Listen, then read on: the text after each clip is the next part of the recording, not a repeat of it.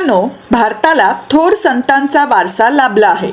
माणूस थोर होतो तो त्याच्या विचारातून, ही म्हण त्यांच्यासाठी उपयुक्त ठरते. कारण त्यांनी मानव जातीला दिलेले विचार आजही तितकेच उपयुक्त, उचित व कल्याणकारी आहेत. आणि म्हणूनच संतांचे विचार या सेगमेंटमधून आपण आपल्या संतांनी दिलेले महान विचार व त्यांचा अर्थ जाणून घेणार आहोत. तर संतांचे विचार या सेगमेंटमध्ये आता आपण संत कबीरदास के दोहे मधील त्यांचा एक दोहा, त्याचा अर्थ व त्यामागील बोध मराठी, हिंदी आणि इंग्लिश मध्ये जाणून घेणार आहोत. चलती चक्की देख के दिया कबीरा रोए, दो पाटन के बीच में साबुत बचा न कोय. अर्थ मराठी. या दोह्यामध्ये कबीरदासजी म्हणतात की चलती चक्की अर्थात गिरणी पाहून कबीरदासजींना अश्रू आले. कारण गिरणीच्या दोन चाकांमधील सतत घर्षणामुळे कोणतेही धान्य किंवा डाळ शाबूत राहत नाही.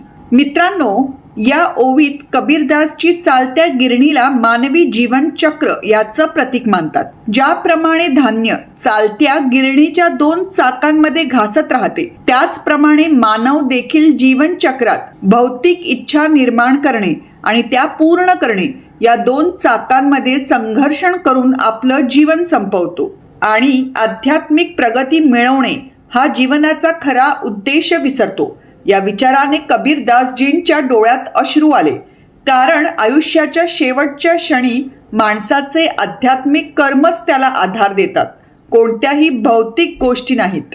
अर्थ हिंदी. इस दोहे में कबीरदास जी कहते हैं कि चलती चक्की को देखकर कबीरदास जी के आंसू निकल आए, क्योंकि चक्की के दो पहियों के निरंतर आपसी घर्षण के बीच कोई दाना या दाल साबुत नहीं बची.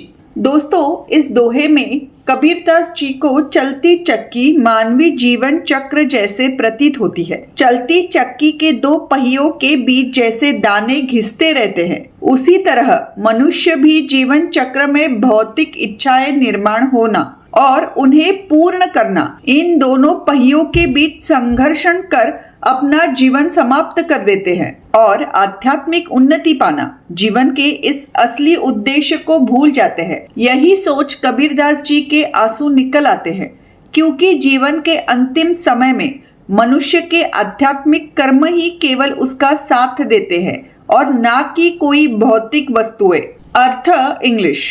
In this doha, Kabirdas ji says that Kabirdas ji started crying after seeing the running mill. Because of the constant friction between the two wheels of the mill, no grains or pulse remains intact. Friends, in this poem, Kabirdas ji considers the running mill as a symbol of the human life cycle. Just as the grain keeps rubbing between the two wheels of a running mill, similarly, human also ends their lives by struggling between the two wheels of creating material desires and fulfilling them in the cycle of life. And we forget the true purpose of life, which is to achieve spiritual progress. This thought brought tears to Kabirdas ji's eyes, because in the last moments of life, a person's spiritual deeds support him, not any material things.